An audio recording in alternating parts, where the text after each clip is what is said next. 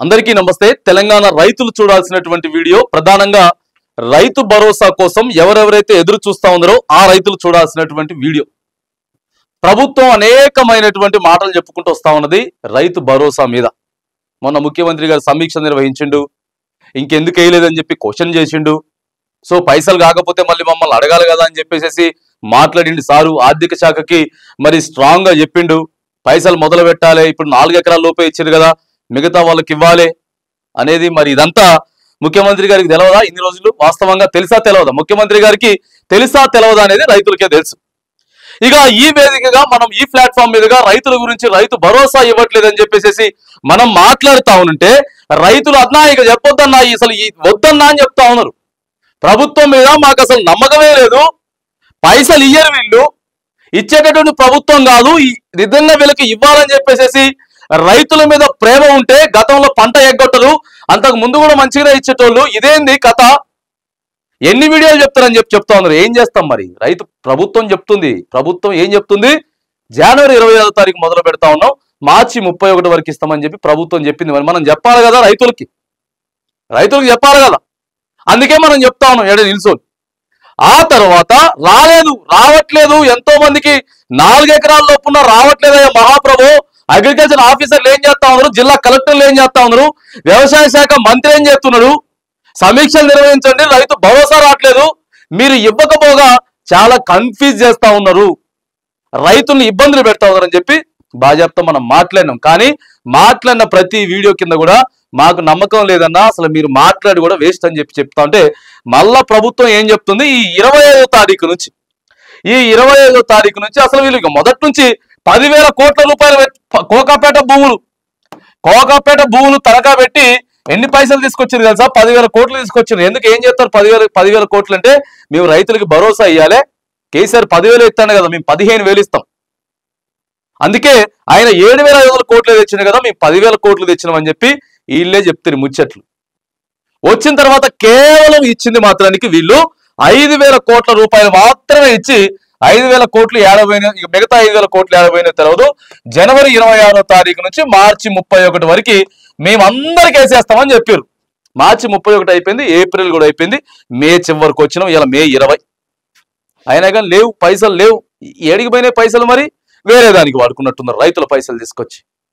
గందుకే కదా అడిగినాం, కేసీఆర్ ఉన్నప్పుడు ఏ ఒక్క రైతు కూడా నాకు రైతు భరోసా రాలేదు అని చెప్పి ఏ రైతు చెప్పలే।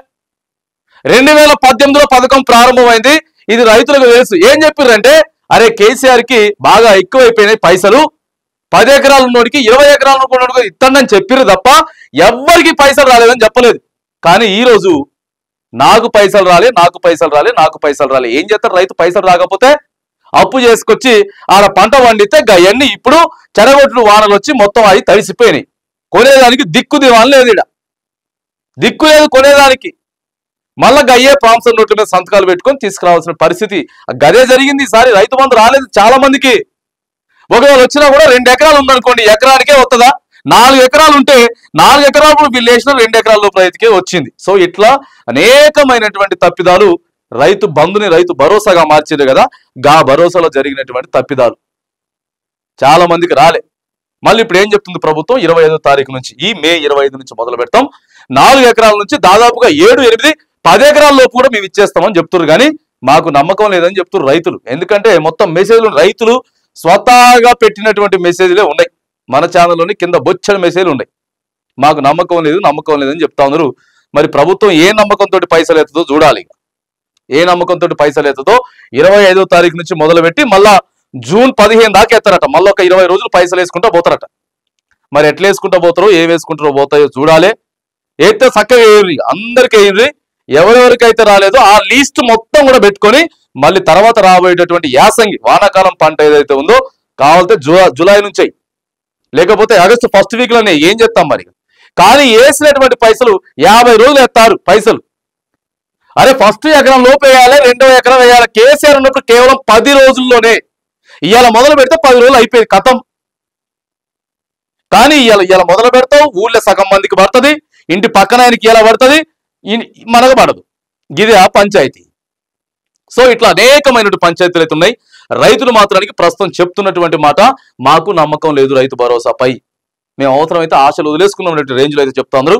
మరి ప్రభుత్వం ఏం చేస్తుందో చూడాలి. ఎందుకంటే ఎమ్మెల్యేలకి ఏడికి పోయినా కూడా, నియోజకవర్గంలో ఎమ్మెల్యే ఏదైనా పెళ్లికి పోయినా, ఫంక్షన్కి పోయినా, సావుకు పోయినా, దినానికి దేనికి పోయినా కూడా నాకు రైతు భరోసా రాలేదండి, మీకు ఓటేసిన ఏంది కథ అని చెప్పి డైరెక్ట్ సీదా అడుగుతున్నారు. నీ వల్ల 15,000 ఇస్తామని చెప్పినాం, మా వల్ల అయితే లేదు 12,000 అని చెప్పారు. అవి కూడా చక్కగా ఇవ్వనట్టు పరిస్థితి. ఇప్పటికైనా దరఖాస్తులు ఉన్నాయి, అగ్రికల్చర్ ఆఫీసర్లో ఉన్నాయి, చాలా ఉన్నాయి.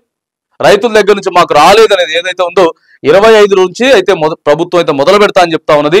కాబట్టి తూచా తప్పకుండా ఏ రైతుకైతే పైసలు అయితే రాలేదో బాజాప్తా ఆ రైతుకు పైసలు అయితే ఇవ్వాలి. మనం రైతుల పక్షాన డిమాండ్ చేస్తా ఉన్నాం, ఖచ్చితంగా క్వశ్చన్ చేస్తాం, బాజాప్తా క్వశ్చన్ చేస్తాం. నమ్మకం లేదని చెప్పి రైతులు క్లియర్ గా చెప్తా ఉన్నారు.